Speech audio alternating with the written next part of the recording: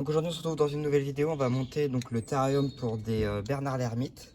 Donc pour ça on a pris un terrarium donc, de 60 par 45 par 45. Et donc pour faciliter le montage, on va enlever la grille du dessus et les vitres de l'avant pour pouvoir avoir un meilleur accès. Donc pour ce terrarium vous aurez besoin donc, de plusieurs éléments. Tout d'abord une branche qui sera une grande branche qui sera la pièce maîtresse. Donc là on a une Dragon Slide donc, qui fait quasiment la taille du terrarium, qui nous permettra donc d'en faire la pièce maîtresse. Donc voilà. Et donc ensuite d'autres branches pour faire les liens.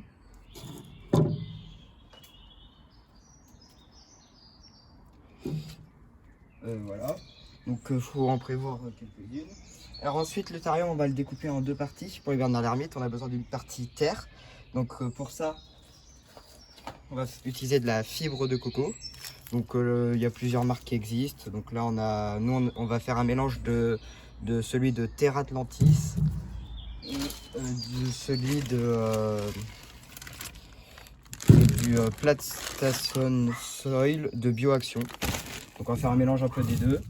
On va aussi ajouter pour la partie terre du sable de rivière, donc d'Exoterra. Il vous faudra également du sable de Loire ou du sable de corail et de gamelles. On s'occupe donc là de la partie terre arboricole. Donc pour le substrat, il faudra une bonne couche pour que les Bernard l'ermite puissent muer.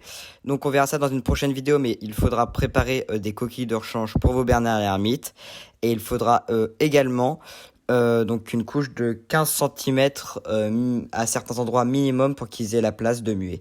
Faut que ce substrat soit humide. Donc on va commencer à essayer de trouver la place donc, de la branche principale qu'on va mettre dans, en tout cas moi que j'ai décidé de mettre dans la partie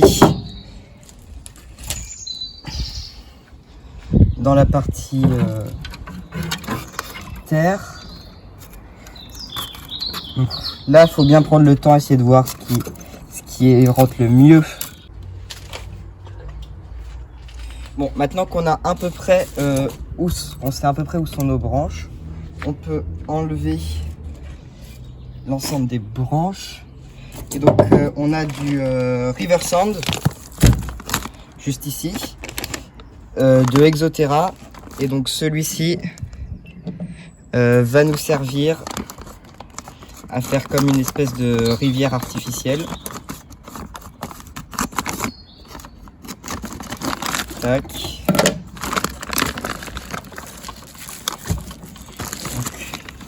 C'est du sable vraiment très fin. Pour le sable, vous pouvez essayer de faire quelque chose d'assez joli, mais c'est pas la peine de trop faire quelque chose très compliqué car vos Bernard l'ermite vont tout remuer. On va s'intéresser à la partie du sable. Donc on va d'abord installer les rochers. Donc là on a 3 et on va s'en servir pour faire le lien entre la plage et la partie vraiment terrestre. Comme pour la partie terre, il faudra prévoir un espace entre 10 et 15 cm pour que vos Bernard l'ermite puissent muer dans le sable. Donc voilà. Alors pour ce qui s'agit de l'accessibilité, la gamelle d'eau douce, enfin la gamelle d'eau douce, l'accessibilité peut être compliquée, il n'y a pas de problème. On peut faire déborder et puis ça donnera de l'eau aux plantes, ça il n'y a pas de problème. C'est sur la coupelle d'eau salée qu'il faudra que ça soit vraiment accessible. Alors, je vais rajouter un peu de sable de rivière pour terminer le lien. Et donc, on sera à peu près bon. Donc vous voyez, hein, faut essayer de faire quelque chose d'assez naturel. Donc c'est pas une ligne qui sépare les deux biotopes. Et de toute façon, vos Bernard l'ermite vont tout remuer. Donc c'est pas la peine de faire quelque chose de trop carré. car ils vont tout défoncer en quelques secondes. Donc pour ce qui s'agit de l'humidité, faudra 80 à 90%. Donc il faudra déjà une lampe chauffante, une bonne lampe chauffante, et en plus installer des plaques de verre pour conserver l'humidité. Donc maintenant on va installer les branches. Donc on va essayer de trouver le bon emplacement.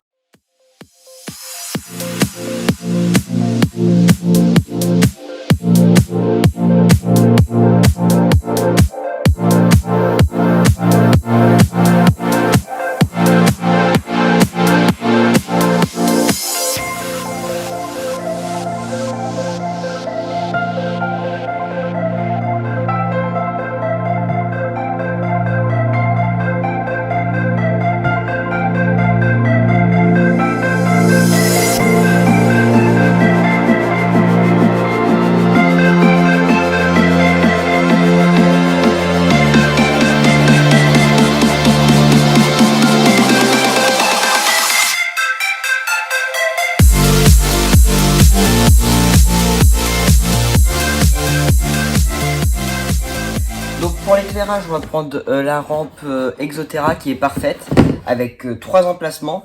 Donc sur les 2 emplacements des extrémités, on va mettre des Natural Light, donc de 15 watts.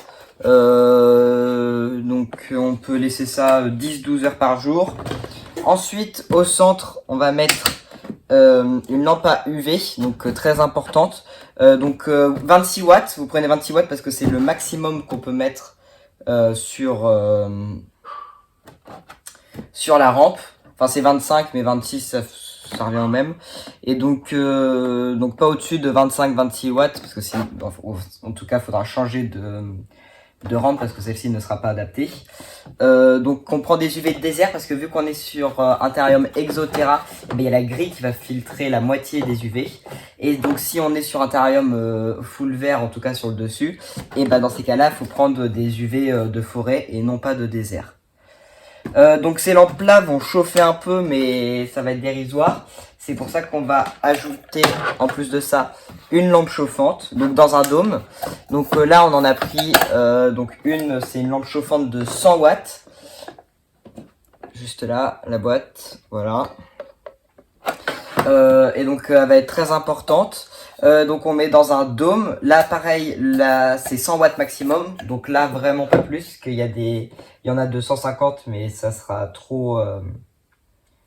Donc là, ça va nous permettre d'avoir une température d'environ 30 degrés.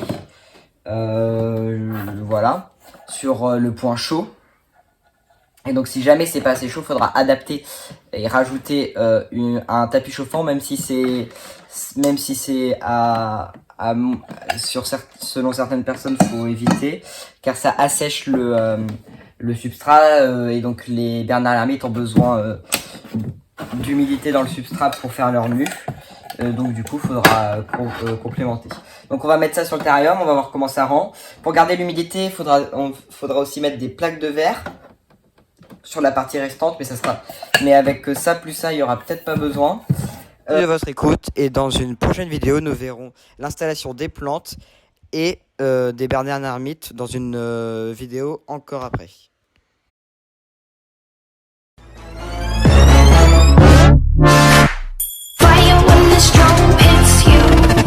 That's it, Brian?